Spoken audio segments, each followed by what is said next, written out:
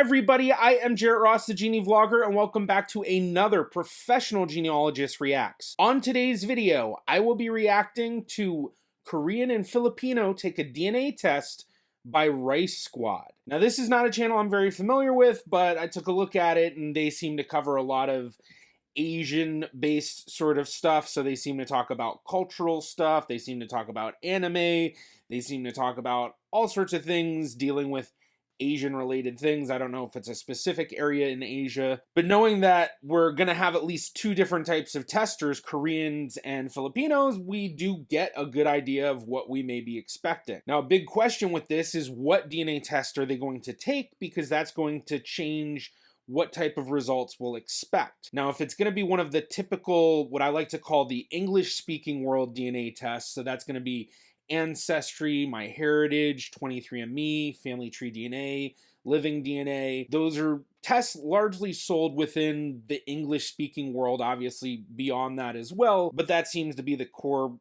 population with it, and especially for people of East Asian ancestry, they don't get as nuanced results with those tests. So if they end up taking one of the Asian-based DNA tests, the two Asian-based DNA tests that we talk about most of the time on this channel are 23andMe and WeGene, but there are other DNA tests available as well. And then I think depending on where in Asia you're from, it may vary on which Asian-based DNA test you want to take. So if they end up taking an Asian-based DNA test, we're probably going to see a much more nuanced breakdown of things. And I think it'd be interesting to see a comparison of someone of Asian ancestry to take one of the Asian-based DNA tests or multiple of them and compare that to multiple DNA tests from the other typical DNA tests. Hint, hint, Matt Baker from Useful Charts. Good idea.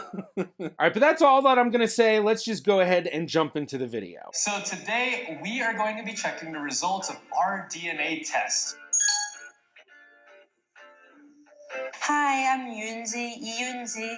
I'm from Korea, South Korea. I think I'm 100% Korean because I cannot live my life without kimchi or rice or just anything Korean. But I know not everyone's 100%. I think I could be like 97% Korean and maybe like 2% Mongolian, because my family, we're slightly taller than average Koreans, and I've met lots of Mongolians and we look alike. So, and maybe 1% Chinese or Japanese, because, you know, Chinese, Korean, Japanese, we're all close to each other. I mean, yeah.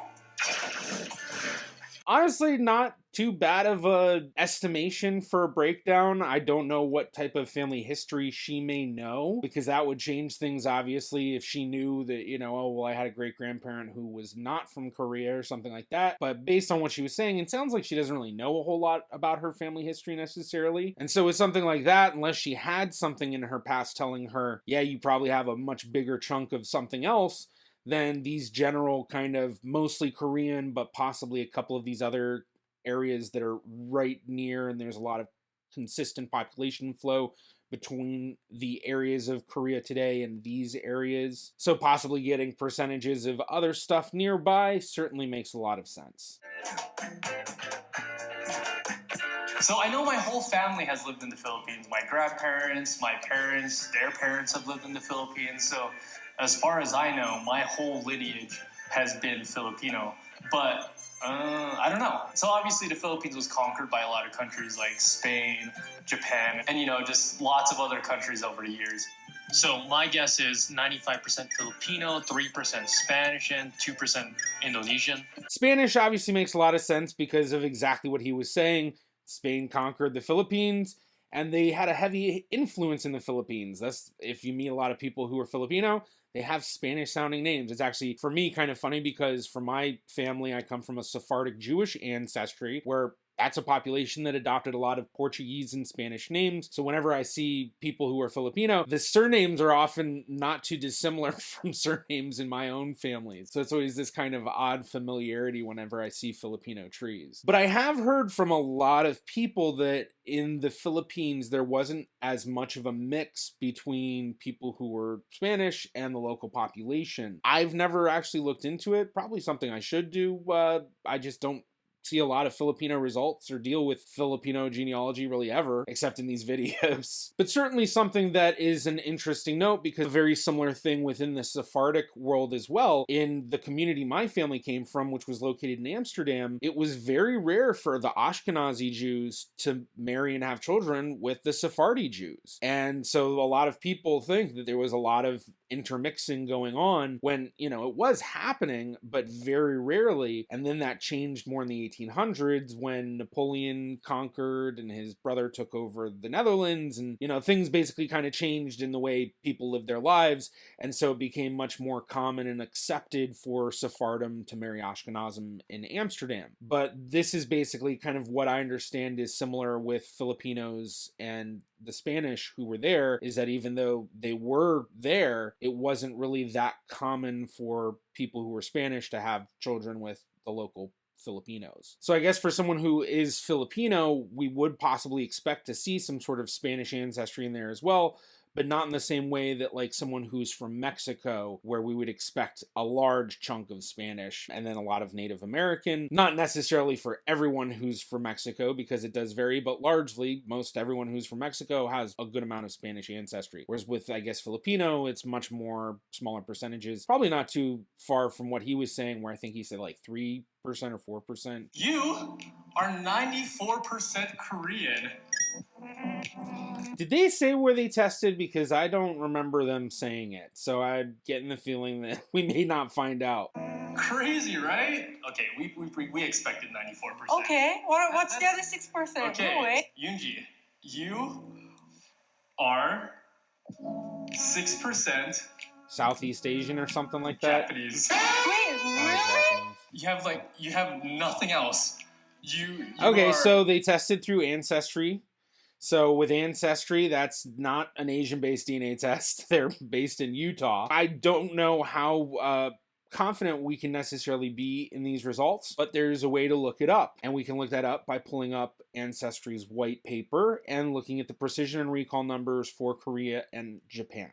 So here I've pulled up the white paper for Ancestry.com's ethnicity estimates, and what they include in here is what's known as the precision and recall. So what precision and recall are their statistical analyses of the results to get an idea of how good the results actually are. With precision is where you look at the total number of people that they say is this ethnicity, and you see how many of them are actually that ethnicity. So basically, of all the people that they've chosen that were, let's say, Korean, how many of them were actually Korean? And then for recall, that is looking at, out of all of the people that should have been selected as Korean, how many were selected Korean? So they're both looking at a statistical analysis of this, but in a different way. So what we want to do here is we want to see Korean and Japan, because that's going to give us an idea of how strongly we can believe in these results, because one's especially helpful if you're expecting to get a result and you don't get it, and the other is especially helpful if you get a result that you weren't expecting. So with Japan,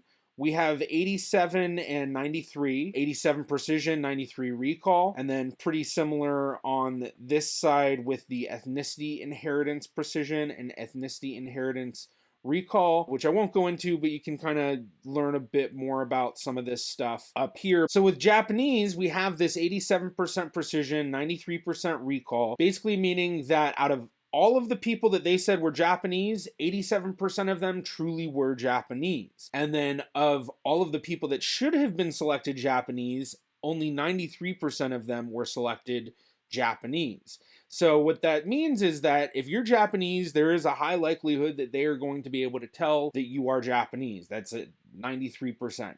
Then with the precision, the 87%, that's saying that if you do get selected for Japanese, but you weren't expecting it, you do have a pretty high confidence that it is somewhat true. So being that she has this 6% Japanese, and she only knows Korean ancestry, and we have a high precision, that means that we do have a decent confidence that yes, this 6% may represent actual Japanese ancestry, as opposed to just being an error from the DNA test, which can happen because there's a lot of steps in processing the DNA and analyzing it where errors can occur. But then looking at Korean, we see the numbers are a little bit different, where the precision is 75% and the recall is 93%. So with the precision, that means that when they're identifying everyone who's Korean, 25% of the time, those people don't have any actual Korean. It's just an error that they're reading Korean. Whereas with the recall at 93%, just like with the Japanese, that means of all of the people that should have been read as Korean, 93% of them are being read as Korean. So if she wasn't expecting Korean, like let's say it was the opposite way, she was Japanese and then got Korean,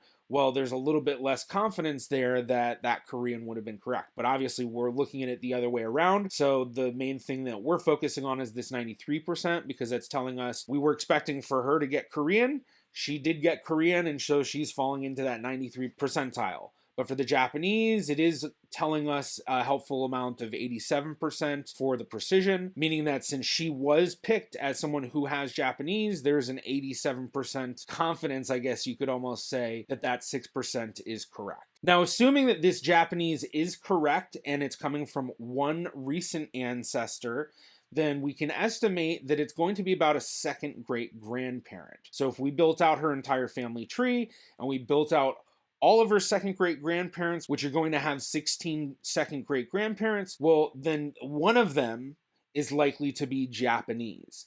Now, with DNA inheritance, sometimes you might inherit more DNA or less than you'd expect, so it's slightly possible that it might be coming from a great grandparent or maybe even a third great grandparent, but more than likely it's coming from a second great grandparent, assuming it's coming from one recent ancestor. I say this because one other possibility with this is that this 6% Japanese does represent actual Japanese ancestry for her, but not recent, instead more distant Japanese ancestry that's scattered throughout her family tree much more distantly. So if you think about, you have 4 grandparents, well, let's say that it's second great grandparents of each one of those 4 grandparents. So that would be her 4th great grandparents, meaning 4 4th great grandparents would equate to about 6% as well. But you can keep doing that math and going back further and further and further. There's a lot of possibilities with what this could actually mean, not even talking about the fact that it could just mean it's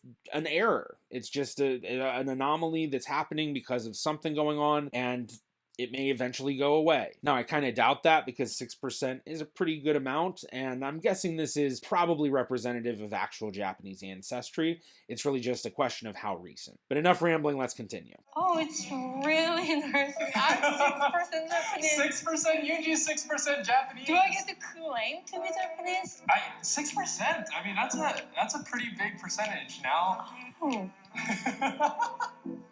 I think I see that question a lot. Do I get to claim to be this thing I just found in my DNA results? And I feel like that's one of those questions that's kind of packed, really loaded, because it's just, there's so much to it. But in my mind, I break it down into a very simple sort of idea, in that you're not necessarily Japanese in the sense like you're culturally Japanese or ethnically Japanese in that sense, but more that you're ancestrally Japanese. You have Japanese ancestors. I think one of the things that I see most common with comments that are like really like filled with like anger, it always has to do with people who are saying, you know, this person's not this or that person's not that, or, you know, this is what this is actually and that's what that actually is. And so you get all these people where it's, you know, it's like, you know, you can't claim to be this because of your DNA. It's certainly a hard tightrope to walk, but unless she started to actually kind of like learn about her Japanese ancestry and learn about the culture and then possibly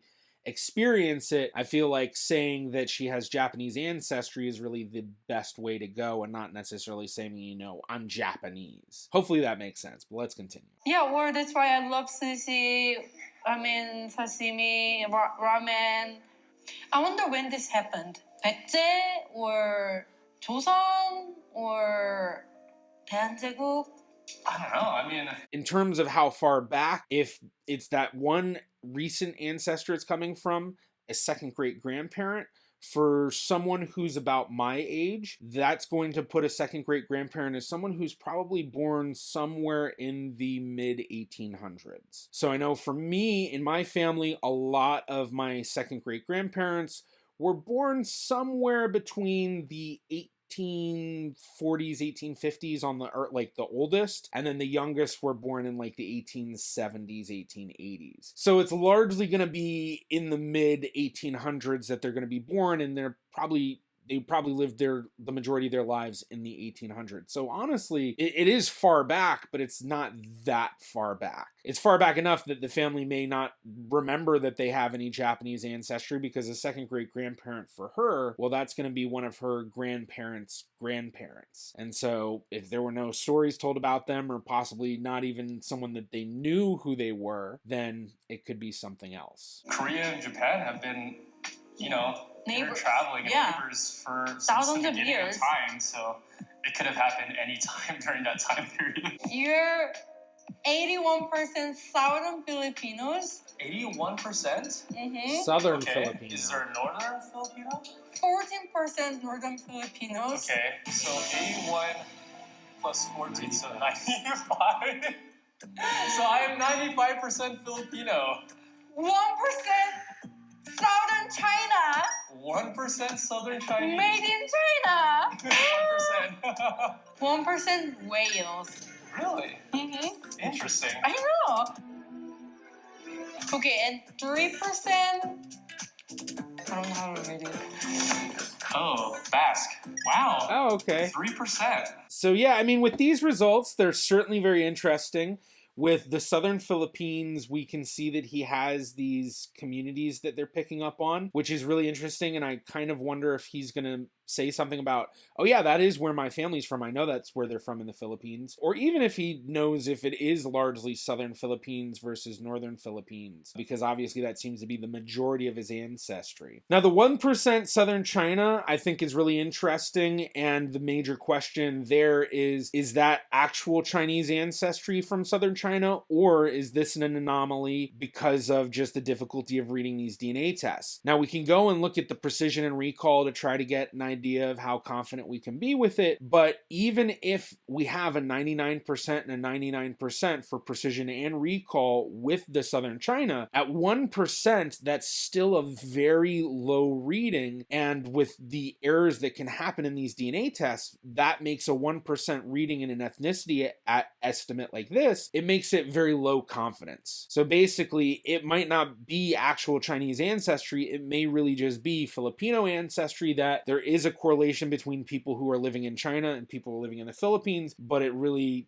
isn't representative of him having Chinese ancestry. Basically, he just has a lot of cousins in China who have this DNA and they just think of themselves as Chinese. But then focusing on the Basque and the Welsh, I think that's really interesting, because when we look at these DNA tests, we always have a much higher confidence when we're looking at things continentally. So when we're looking at things within a singular region, we have a lot of possibility with population flow and connection because of the history of those populations being connected and the flow happening consistently. It's possible that maybe there is a strong connection between people from the Basque region settling in the Philippines or China or Southeast Asia or something, but that's not something that I know about. And if it is something that happened, that would, I imagine, be a very unique part of history. But even so, there would be a lot of people consistently flowing between both areas for that to throw a large question mark into how confident can we be in this Basque Welsh. So with the Basque Welsh, I think we need to think of it largely as not specifically Basque and Welsh, but more 4% European. So it's very, very likely, I think, he does have European ancestry, because 4% is a pretty high number. It is very different DNA from Southeast Asian, so very easy to distinguish between those. And so we have a high confidence that it's 4% from Europe. Most likely it's going to be some sort of Western Europe, maybe in Northwestern Europe. Obviously, with the Welsh and Basque, there is a connection between the Welsh and the Basque regions. But I don't think that we can be confident enough in these readings to say that's definitely where his European ancestry is from. I think there's a very strong possibility that's the case, but I don't think it'd be surprising to find out that it is actually just more of something that's Spanish and not necessarily Basque region, or maybe it's not even close to the Basque region. Maybe it's in southern Spain, or maybe it's something completely different. Maybe it's more French or Italian or something like that. So the main point just being that it is definitely representative, I think, of European ancestry, which 4%, I think now we're looking at more of a second to third great grandparent distance. So someone in the early 1800s to mid 1800s as the European ancestor, assuming it's all coming from one recent ancestor, which I think more than likely it is. So these are very, very interesting results, and I think this is where admixtures do shine in being genealogically useful, because it is, I think, telling us a story here that if we built out his tree and we were able to identify all of his second and third great grandparents, we would find at least one European ancestor in there, and then more than likely be able to build that back depending on where they came from in the records there. But if it is Basque region or Spain or something like that, they do have pretty good records for that time, and so you could probably build out a good family tree for that. Although I don't know how good the records are for building Filipino family trees, so that may be the harder part of it to get down. Pretty much spot on. So when I started this channel, I actually made a video that was called Are Filipinos Asian, Hispanic, or Pacific Islander? And one of the things I said was like, yeah, Filipinos are Hispanic by definition because, you know, to be Hispanic, you just need to have a cultural connection to Spain. But a lot of people were complaining in the comments saying that, no, Filipinos don't have any Spanish blood. They never really intermixed. So, 3% That's really funny. He was getting the same comments I was getting. Spanish. What do you think about that? And 1% southern China, including Taiwan. No. Well, I mean, that makes sense because according to like migration patterns, before people migrated to the Philippines, they actually came from like the southern tip of Taiwan, and then they migrated to the Philippines. So yeah, it actually makes a lot of sense. Now we know why you like boba so much. Always with the food. Now we know why I like boba. Now, Apparently I'd be Asian too, because I like a good amount of Asian food, so... that 1% Chinese. Wales, 1% Wales. That is the most surprising for me. I mean, I guess that must have also come from the Spanish part of me. You know, whichever one of my ancestors were Spanish, they must have had also a little bit of Wales in them. See, well, and that's the thing. It's not necessarily that they did have Welsh ancestry themselves. It certainly is a possibility, but with it being 1% and then also dealing with the Northwestern European population group, it honestly could be from anything, and being such a small part of his DNA, it's very possible that whatever small segments they are finding that correlates to the Northwestern European group, even though it correlates strongest to Welsh, it may not actually be Welsh. And that's why I was saying think of it more as European and not necessarily those specific areas. But it certainly is possible that he does the tree and then they're exactly from Basque region and they also come from Wales. That's certainly possible, but it's not the definitive that is exactly what it is. It's just their estimation. I'm really curious. If you're Korean or, I mean, any other Asians, then you find out you're not just one, you know? I mean, I bet there are a lot of us, but please share in the comments so I know. All right, that was a pretty good video. It would have been really cool to have seen them take one of the Asian-based DNA tests, because I think we would have seen a lot more nuance in their breakdown. So especially like with Korean and the Filipino, I think it would have been interesting to see if they do more of a regional breakdown. So not just here's, you know, all of Korea, instead here's somewhere specific in Korea or these specific population groups in Korea. And with the Philippines, Ancestry does give Northern Filipino and Southern Filipino for them, but does the Asian-based tests, do they break it down a bit more? So that'd be really cool to see them do another DNA test with 23 Mafong or Wee Gene or something like that. Otherwise, I think their results were pretty much what they expected, pretty close at least, and pretty close to what I was expecting as well. And then for both of them, they both had readings that I think would be very interesting to see if they can find that by building out their family trees and looking for it. I have almost no experience researching family trees in Asia. So I don't know how good the documentation is in Korea or in the Philippines or anything like that. So I don't know how possible it is to build out to a second great or third great grandparent level. But if that is a possibility for either of them and they were able to do that, I think they would likely find one of these ancestors that's either, for him, European, and for her, Japanese. Now, obviously, like I said, there is the possibility that there are errors or there's other stuff going on, and they may be able to build out all their second and third great grandparents and then even their fourth great grandparents and find nothing indicating any of that. That's certainly a possibility because these are just estimations. Well, I hope you enjoyed this video, and if you'd like to see more reactions just like this, be sure to check out this one right here. Thank you to my Patreon patrons and YouTube members.